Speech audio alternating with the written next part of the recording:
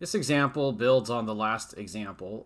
It basically adds a mass to the seesaw because it says now we have two kids that are on a 10 kilogram seesaw that is 2 meters long. One of the kids has a mass of 25 kilograms, the other a mass of 35 kilograms. Assuming each kid sits right at the edge of each end of the seesaw, how far from the more massive kid should the fulcrum be placed to make the seesaw balance, right? So this is kind of the situation we had before, but before we didn't assume any mass to the seesaw itself. That meant there was no weight force for that, and we just used a simple seesaw equation. Well, it turns out now that there is a weight force on the seesaw itself, this simple equation doesn't really work. It turns out you probably could just extend it, but if you haven't looked at a situation like this before, I'm not sure if I'm just going to want to go straight into that. I think I'd like to take a more careful look at what the forces are in this situation. So let me go ahead and get rid of some of the work we did before and then analyze what I think the forces really are for this. So, okay, there it goes. And what I'm going to do now is I'm going to draw a line that represents the seesaw. And I think we can use that same x variable in a moment to do our analysis. But what I'm trying to do here is I'm going to draw what is called an extended free body diagram of the forces on this seesaw. And so the kid number 1 that we labeled with mass M1 before has a weight force applied to the seesaw. The fulcrum is going to have to apply a support force, and I have to make that kind of large here because it's supporting all the weights of everything there. The seesaw itself has a weight, right? Because it now has a mass of 10 kilograms. And if you ask, like, where should I apply that force? Well, in an earlier topic, we said that if you have an extended object and gravity is exerting on all the points of that object, you can model that, though, as a single force at the center of gravity, which really is the center of mass point. So that means right at the center here of the seesaw, I'm going to apply another force that represents the weight of the seesaw itself. And then out at this end is going to be the weight force of the lighter kid there. So this kind of represents all those forces. And so having said that, I don't know, maybe I can label some of these forces, right? I think it might make sense to say that this is F1, right? This could be F2. Maybe I could just make the seesaw's weight F3. And I could make this one an F4, but I think what I'm going to do is, something to recognize here is this force, since one of the conditions for static equilibrium is that the sum of all the vertical forces must be equal to 0, which really intuitively just means, like, if you have these 3 weight forces pushing down on this system, whatever supports it must be equal to the sum of all 3 of those weights. And that's equivalent to saying, well, summing up all these forces, including for direction, means that this force is exactly balancing against these other 3. So, I could just call it F, I guess. You could call it F4 if you want to, but I think what I'm going to do is I'm going to make a choice when I look at the condition for torque balance, because that's kind of the topic that we're in, right? In other words, I'd like to say that I'd like to apply this idea to this system here, but part of applying this idea is I have to make a choice of rotation axis, or another way of putting it, you could say I'm going to choose an origin. That's going to allow me to define all the moment arms for the different torques.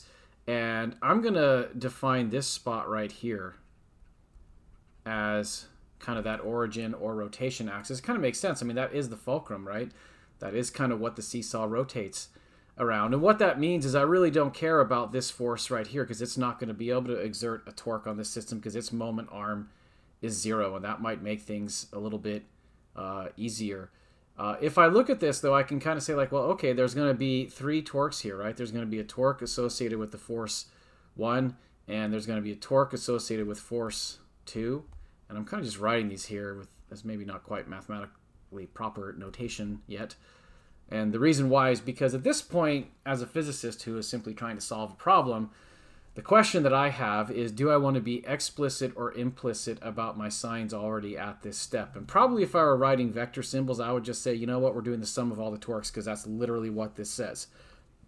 But I have the option, if I want to already be explicit about minus signs and recognize that the torque due to force F1 is causing this system, or would cause this system, to rotate in a counterclockwise direction, whereas the forces F3 and F2 around this origin do the opposite, right? Because they would pull this end of the seesaw down, this end would go up, and that represents a clockwise rotation. So clearly F2 and F3 have an opposite rotational kind of effect to F1. And so one way to deal with that is to explicitly put in minus signs on those torques right now. And so that's what I'm going to do. I'm going to make that choice and be explicit about the signs already at this juncture. And again, you'll probably find other people who would say, no, don't do it yet, then do it in the next step. But I'm doing it now.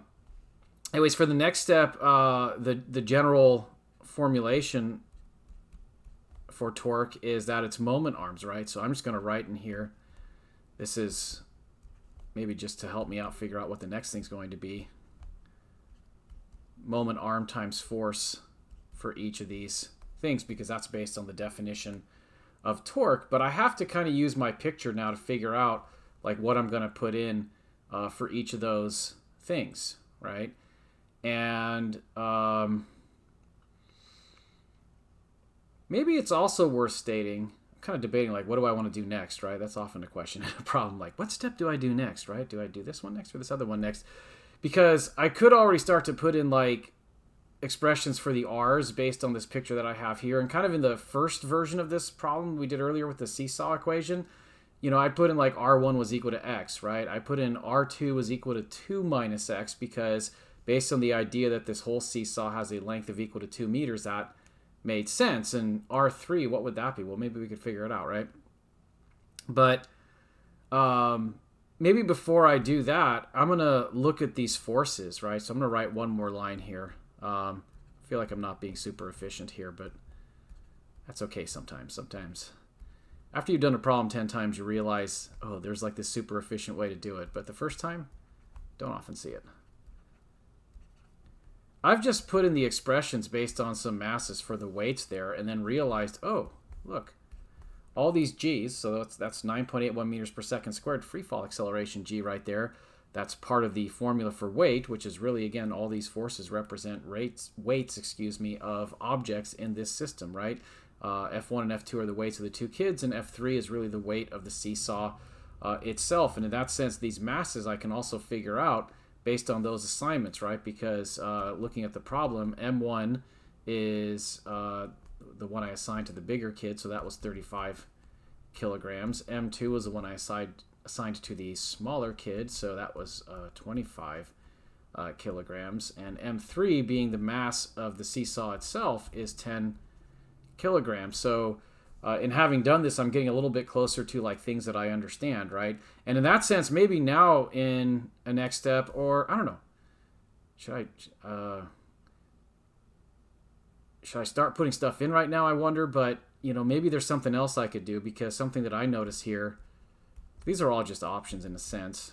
If you wanted to start doing like putting in these numbers and using X and other lengths to figure it out, but maybe things will look even more neat if I kind of add all the negative torques to the other side. And check it out. This is kind of like a modification of the seesaw equation, right?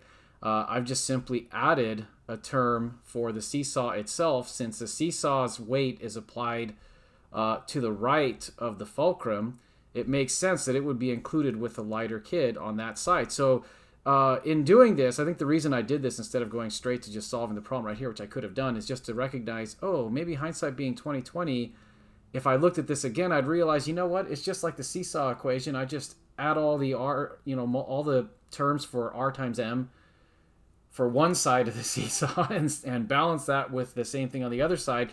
That would actually work, so that's okay. Anyways, I've kind of run out of space down here, but I've got this little corner over here now. And what I'd like to do is I'm going to go with this step here and fill in the details now. And those details would be like, well, from the picture, R1 I think is equal to X. That one was at least easy. M1 is equal to 35, so this R1 M1 could be turned into X times 35, or maybe I could just make that a 35 times X, right? There's kind of a reversal of order there. For the R2M2, that would then be 25 times whatever R2 is, which we said before that was going to be 2 minus x. And I don't have a lot of space here, so maybe I'll just go down here for the third term there. The mass of the seesaw is 10 kilograms, so that's what I'm putting for M3. And then I'm going to multiply that by R3, but I haven't figured out yet what the expression for R3 is. But here's the thing. If I look at this picture, right, like, how did I get that 2 minus x? This total distance here was 2 meters, right, because that was the total length of the seesaw. This F3 is being applied at the halfway point, right? So really, the distance that is from the origin is like, I mean, this is 1 meter from this end over here, but we see where x is defined up here, right? So if I'm like wondering like, well, what is this little distance right here, right? That's really, that distance is what I've defined to be R3. And again, if this spot right here, if that's a total distance of 1 meter from the left edge, then R3 would be 1 minus x. So I'm just going to put that in there. So basically turning this diagram and some physics into a math equation. And at this point, I've basically got an algebra problem to solve in very little space. But let's see, I think we have 35x. If we do all the multiplications here, we'd have 50 minus 25x. And this is similar to what we saw in the last example, but now we have plus 10 minus 10x multiplying through. So combining all the terms here, we'd have 60 minus 35x.